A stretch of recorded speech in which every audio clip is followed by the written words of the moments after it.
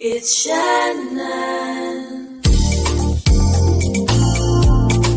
Hello, and that's the Keeping It Real with Shannon Live. It's Shannon. Because you don't know how it's going to turn out. It's Shannon. It's Shannon. My kids empowered me to get out. What's going on with this remote learning and in the midst of COVID? Working for different elected officials, learning and understanding how to put the community first.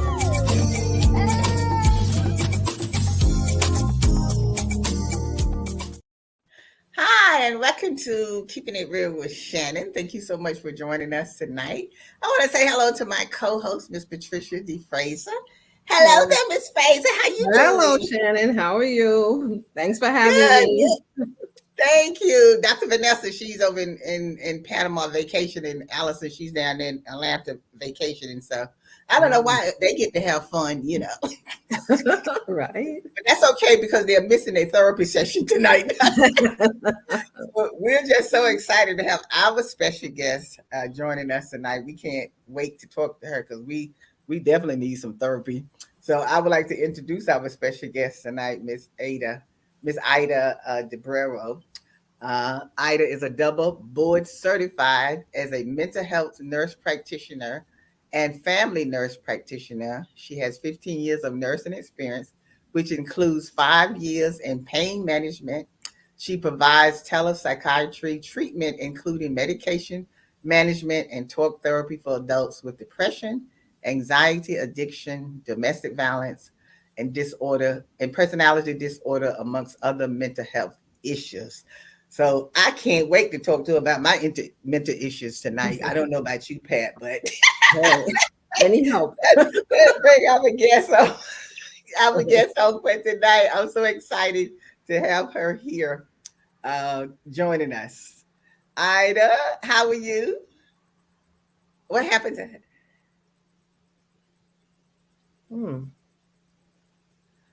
Is she on? Well, we're waiting for our guest to come on, Miss Aida Dabreo. She's coming on to talk to us tonight about how to gain a better understanding of ourselves. We've been talking about it since the beginning of the year. How do we change our mindsets? How do we make ourselves a better person for 2023? Because, you know, we had so much going on in 2022. So we want to change how we look at things, and we want to change how we do things. And, you know, just, you know, how do we become a better person? You know, what should we be doing to make ourselves a better person? How do we change our mindset? How would you say we change our mindset? That's right. We want to be the best version of ourselves, and whatever help we can get to get there, we'll take it. It's out there.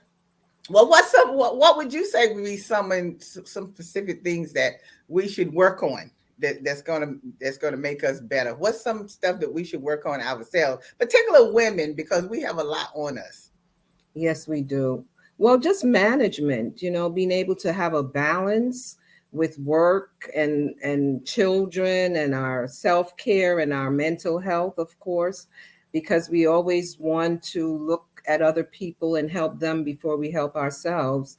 So it's really important that we try to have a balance in life. I think it's really key. Mm-hmm. So those are definitely some things that we want to look at.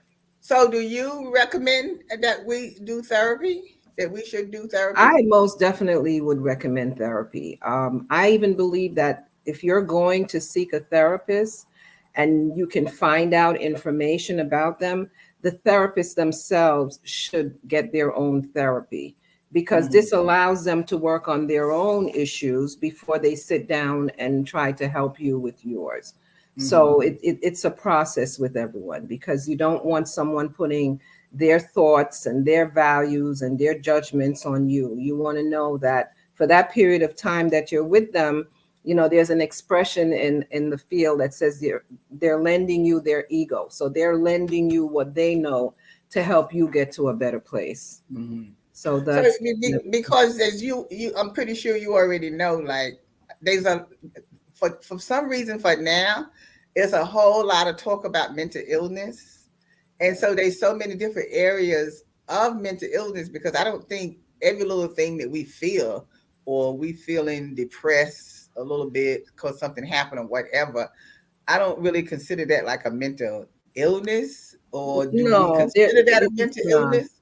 No, I mean, there can be sadness. I mean, something can happen and it's upsetting, but there are measures to see if this is really just something that's transient, meaning just passing through, or if this is becoming an issue. Like if you can't get out of bed like 1 week, going on 2 weeks, then something serious is going on. If you're not able to focus and be able to do what you normally do, whether it's to go to work or parent your children or spend time with your significant other, if everything is just seeming too overwhelming and you're isolating, and sometimes even if you're talking, like, you know, having what they call suicidal ideations, talking about harming yourself, you know, sometimes you can just say, oh, I'm so fed up, I'm just done. And it could just be for the moment, but if this is something recurring and you keep saying it, then that's one of the issues. That's something you might want to look at to say, well, this is not just something passing. There may really be an issue there. And then you want to start, if this is a loved one, you might want to start trying to get them to get some professional help. So what about the individual person themselves that when they, you know, want to commit suicide, like, would this be something that just happens, or is this something that leads up to that? In other words, something has been going on for maybe months, years, or whatever that would lead a person to even think about Mm-hmm. committing suicide or something like that. You know, because it's like a lot of that is going on now that we didn't hear about before, particularly with the young people. You know, in Mm-hmm. particular, even with people that you feel like, well, what is they committing suicide for? They got everything, which I know is Mm-hmm. not material stuff that makes them want to do Right, because that. rich But people have been known to take their lives too, you know. exactly, you know, Yeah, yeah. I mean, you can have a what's called a predisposition to being suicidal. It could be something organic going on, you know, with your brain that just makes you so helpless and hopeless. Or it just could be, as you were saying before, just circumstances just don't seem to be getting any better.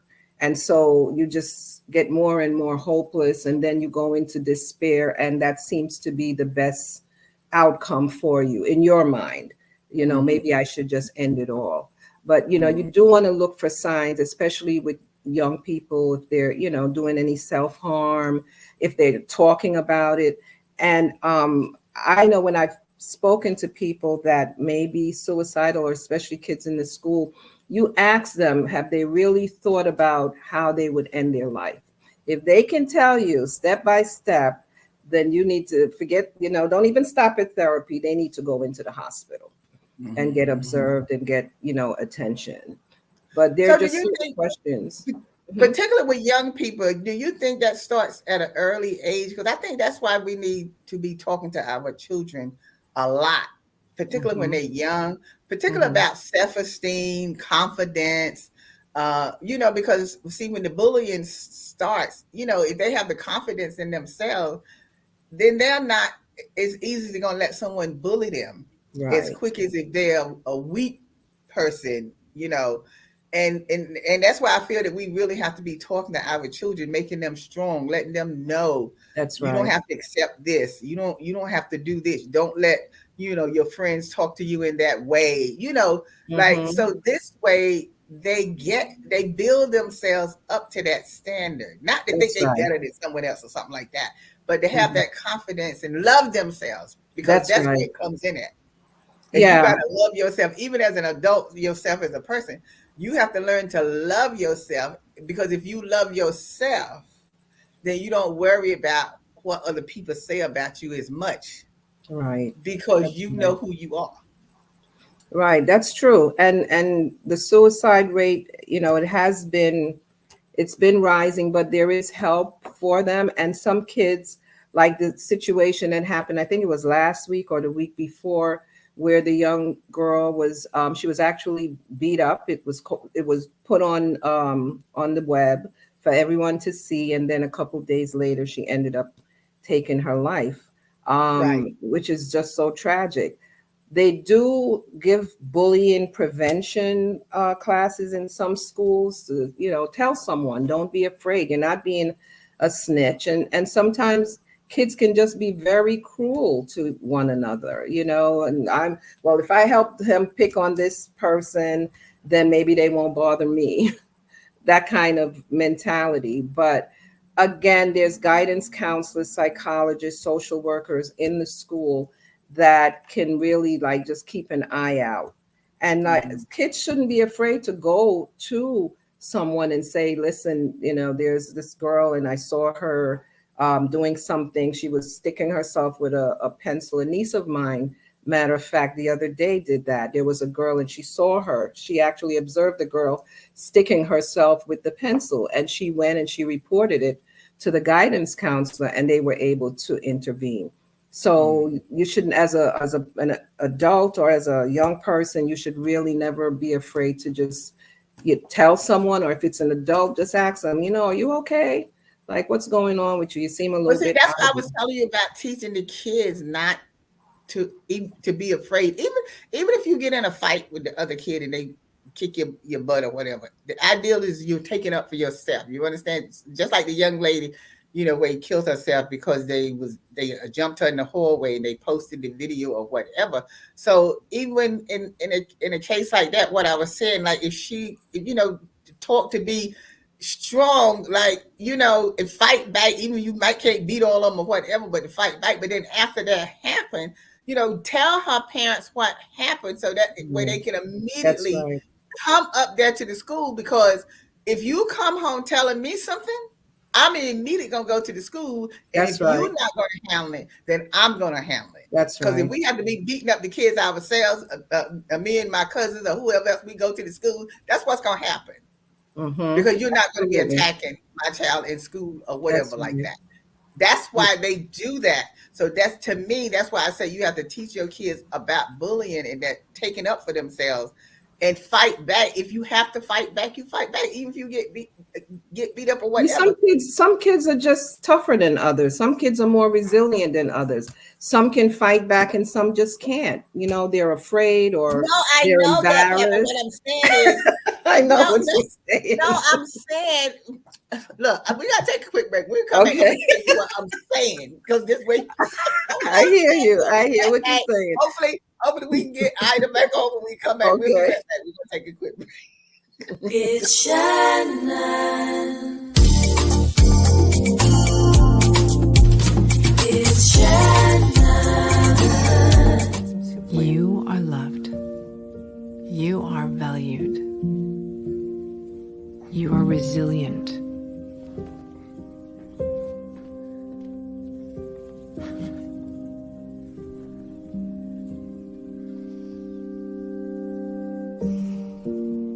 You got this. You're there for them.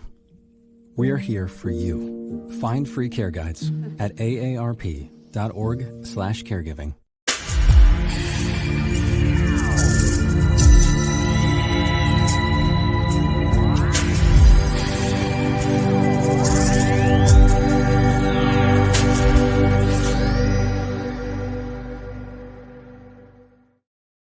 Hi, we're back.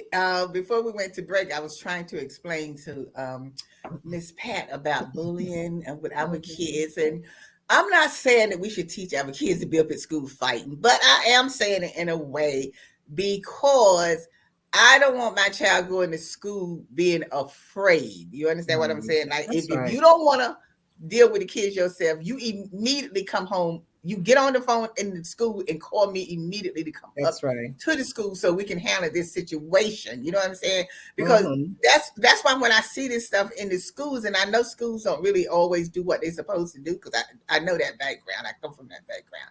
And that's why I think it's important that we as parents have that conversation with our kids from the time they start first grade, kindergarten, coming up or whatever. Because I don't care what anyone say. I teach my granddaughter, look, they be messing with you in school. No, you gonna deal with them standing right there. I don't care. They push you, you push them. This is how I feel about it or whatever. I don't care.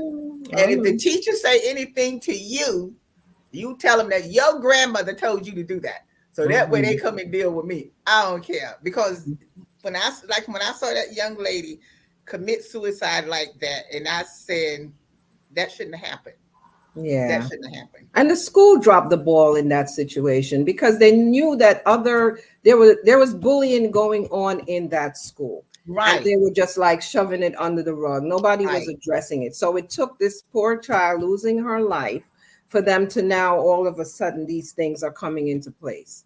So, it does take a village. And I agree with you. Nobody wants to think that their child goes to school and gets bullied or mistreated. You do tell them, look, stand up for yourself. And if you're afraid to fight that kid, you go right to the teacher and you tell the teacher that kid just pushed you, or he threw something at you, but always stand up for yourself. So I agree. But the main thing is have them to call you immediately, so you come up there and handle the problem. That's the thing that we got to get our kids to understand. Don't be afraid to call us. You call your we know it happens. When it comes up there, because those kids get depressed as well. Also, we have a lot of young people in schools and stuff now, colleges and everywhere, and they are depressed. And sometimes I even say to myself, well, what are they depressed about? I mean, it's not like they got to pay bills and worry about where they got a check or somewhere to live, somewhere to stay, but I don't know what it is, but older people, I know when they get depressed, but I feel that even when we get depressed, we have to do something or find a way that we don't let something stay on our mind like that, for a period of time. Because I think if it stays on there a period of time, that's when you go into that depression. But if we have other things that we can do, I know before we was talking about the breathing and the yoga and stuff like that, which is excellent. And talking to the therapist, I see now we need to talk to a therapist when we don't even have anything wrong with us. That's right. Because I think that because now that I realize it, talking, since I've been doing a couple of shows with the therapist talking, so I realized I was like, oh, I've been getting on this therapy. It's wonderful. I mean, I'm feeling so much. You get a chance to talk. It's all good. It's really good. And the thing about with therapy, when you're in the session and you're talking, you are having an opportunity to vent, but the therapist is still guiding you in a direction because that's the treatment. So you might feel like, well, I'm just getting everything off my chest, but part of the goal is to have the person, the patient or the client come to the realization of what's going on with them. It's different if I say, oh, this is what I think is wrong, but it's really significant when you can say, so maybe that's what's wrong. Because you came to that conclusion on your own, just with having a trained person there guiding you in that direction. And that's the difference when we were talking earlier with Aida. That's the difference when you have a friend, because she was saying, you have a friend and you might be afraid that you tell this friend something and then you might hear it down the line. Right. But when you're with a trained person or a licensed person, by law, they cannot share your information. Now, they're looking at a lawsuit or something. So that in itself can create some trust because, listen, this person is here to keep my secrets or what I just feel so embarrassed about, which, probably a lot of people are sharing, but you just feel like it's only happening to you. So yeah, because you definitely got to watch who you be telling stuff to, because first of all, especially friends and relatives, because they might be jealous of you anyway. And if you're telling them something, then the next day gets blown out of proportion or whatever.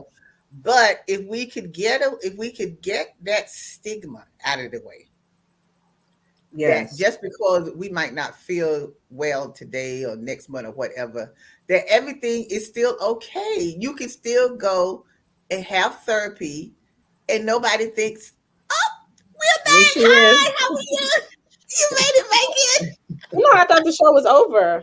I didn't realize it was like just a break. So oh no. When we started talking, all of a sudden you went out. So I thought something was wrong with your computer or something. So we was waiting for you to come back on, so we just kept talking. Yeah. And I was sitting here listening. I'm like, oh, is this the replay? I thought it was the replay. And then when I just heard you say, oh, well, maybe Ida will come back on, and like Ida, like, oh, I thought it was Ida. the replay. Hey.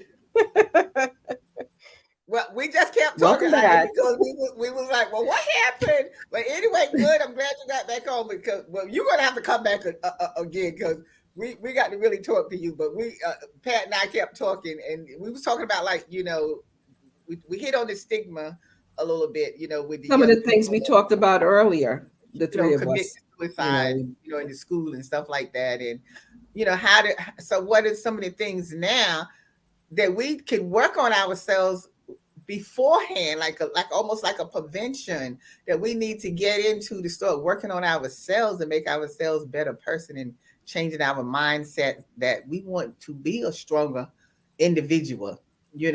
I think the short answer to that is self-reflection. And the more long-term commitment would be to have therapy.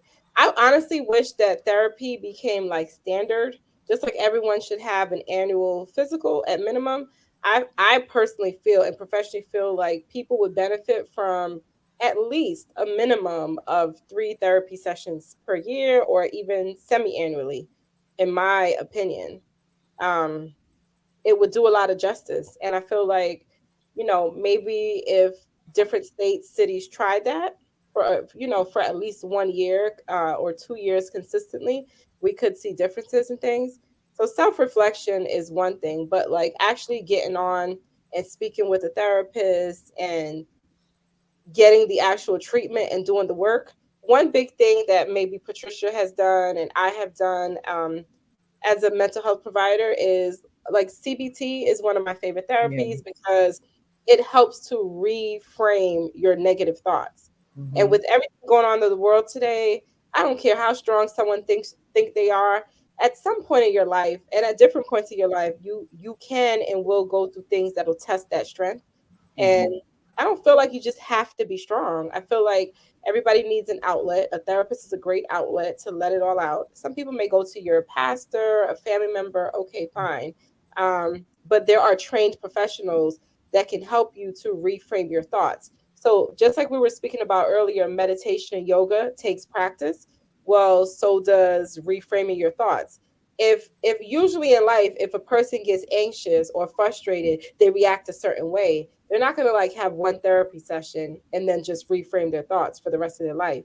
You have to do the work. You have to continue coming, but we will help you like do the work during the therapy session. There's work you can do outside that we will guide you on so that when you are in situations that, let's say, for one example, frustrates you, we've already helped to reprogram you to know like, okay, let me not look at it as the glass half empty. Let me look at it as the glass half full. If you're feeling stressed at work, like, I don't know why my boss gives me all this work, I can't get all this done, we may help you to reframe it as in, I have a lot of work to do today, but I can get it done. I've gotten it done before. I just need to take a second, reorganize, and I'm going to get this done.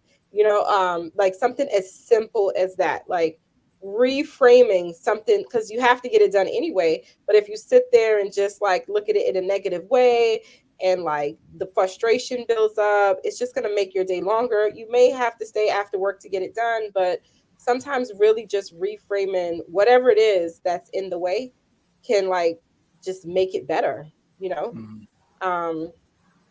I also wanted to say, Ida, is good evening, Bishop. I'm glad you're joining us tonight. But when you was talking about people they don't have to be strong. Yes, I agree with that too. But I was thinking earlier, like, what would you say about people quickly that sometimes people they just don't try to do better. They just likes to be miserable. Well, that they probably fit under some sort of mental health condition as well. But for me, let me clarify. I'm not saying that people shouldn't be strong. I'm saying that when we go through some things in life, there are times when we can just chalk it up to, okay, let me be strong and get past this. Yeah, those situations arise. But then there are some things that are just overwhelming, including, as someone, I think Patricia mentioned earlier, let's say grieving or sadness, right? Yes, there's grieving and sadness, but then there are some people who, we use a diagnostic manual to diagnose in psychiatry. So if a person starts meeting criteria that is past grieving, yeah, they need help. That's just past being strong as well, because they can sink into a very, very dark place. So even grieving and sadness, there's a healthy way to grieve and there is an unhealthy way to grieve. And so that's what we're licensed and trained for, to recognize those differences. Now, I totally agree with you on now about having the therapy sessions at least 2 to 3 times a year, because now that we are talking about the mental illness is so much now, it's almost like an everyday topic now. Before you used to hear this much about mental illness and all the things that's around the mental illness now. And I like the idea too that you do the sessions over the Zoom, where you still can be talking to people and the people can just talk to you, from their phone and still get the help they need. And I just think that people need to recognize if they think they actually need some help and someone to talk to.